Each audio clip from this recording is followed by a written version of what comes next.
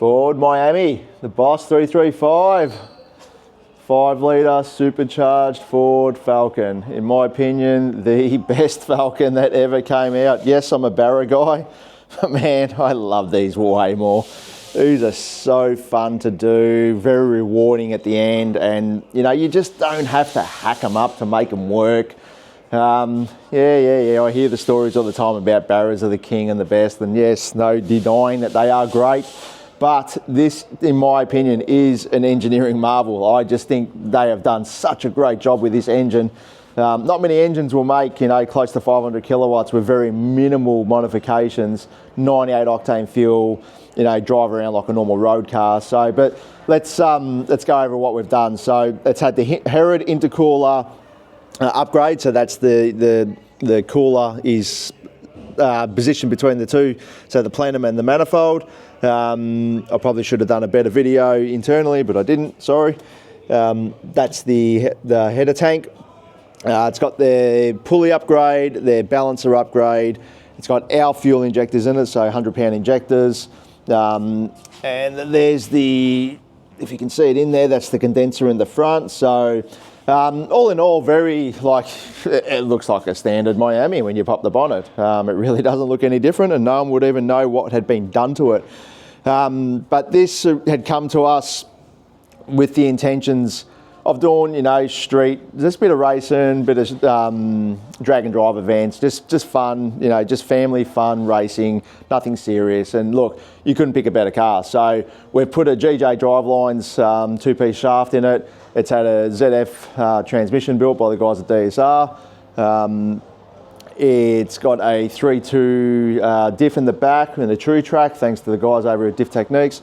One of our IMS Diff Hats, and that's pretty much it. It's got obviously a fuel pump in it, injectors, and we tune it all with PCM tech. And you know, the end result is absolutely awesome. They just respond so well, these engines, like they're just so good. You don't have to overdo it. You don't have to cook it to make them work. They just work. And you know, when you look at the power it's making, this one's banged out 471 kilowatts, 525 newton meters of torque. That's all at around 7,400 revs. It's around there if you can see it. You know, it's around 12, sort of 11.5, 12 pounder boost. 98 octane fuel, as I said before. But yeah, like it just works so well, and you can just see it there, how good these things are. You know, it kills me that Ford didn't carry on with this engine, but yeah, it's so good. Obviously, you know, the Mustang is the next generation of all of this, but it just would have been nice if the Falcon just continued on. So, but yeah, look, it sounds awesome. It goes good. It drives good. It drives like an absolute road car. You know, you really do have your cake and eat it with these things. There really isn't any trade-off. You know, if I had to be an absolute pig on picking it, the Truetracs make them a bit harmonic-y, or a bit more mechanical, I probably should say, in the back end of these cars, but it's a necessary evil. If you want to go and drag race it and do all those sort of things and sort of beat on the back of it, the factory LSDs, they do work, but they don't really last the time, where an Eaton Truetrac does do the distance, but they do get more of a mechanical feel through the driveline. But, you know, if you're going to race the car and do all those sort of things, well, you kind of understand that there is some trade-off that comes along with these modifications. But if you didn't put a Truetrac in it, then this car would drive like an absolute ordinary car. You wouldn't know the difference between it. So yeah, it's like an absolute massive 10 out of 10 for me, and anybody who does this upgrade to their FGs or this Miami 5-litre configuration.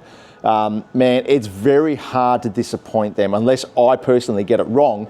The combination speaks for itself every time. So if you got one of these things and you want to modify it, but you don't want to completely destroy it, because obviously these cars are worth money now, well, I believe they are, and you want to try and not overdo it, just don't cook it. You know, Herrod Intercooler Kit, you do their pulley, their lower pulley, injectors, fuel pump, and don't go gorilla in the fuel pump. They don't need the Walbro 460s and all that sort of crap. Just like a 330 litre pump in the tank is fine, or a Walbro 255. PCM tech tune it, and mate, you will never look back, you know. So all these parts, we can hook you up with all these parts if you need them. It's very, like I said, it's a very, very simple, easy upgrade that most people could probably do in their backyard. It's that simple. Like, they really are good. So you couldn't pick a better car to modify, especially if you've never done one before. But yeah, look, I'm rambling on now. I'm excited, I love them. It's just, I always have been. If you look at all my other videos, you'll know how much I absolutely do love these cars, and every time they're booked in, we're excited to work on them. Not that we aren't excited to work on other cars, we're obviously working the same things every day. You know, so when these roll in, it's like, yeah, they're cool. They're fun, they're great, and they're just so rewarding at the end of it. So, but thanks to Sam, you know, he gave us plenty of time to do this job. Had a few little setbacks with it. Waiting on certain parts and things to arrive, but in the end we got it done, and yeah, when he drives it, I cannot wait to see what he thinks. So, but thanks mate, thanks for your patience, and thanks to you guys for sticking around and watching the video. And if you've got one of these, you know who to call. Independent Motorsports, we'll sort you out. Cheers guys, catch you next time.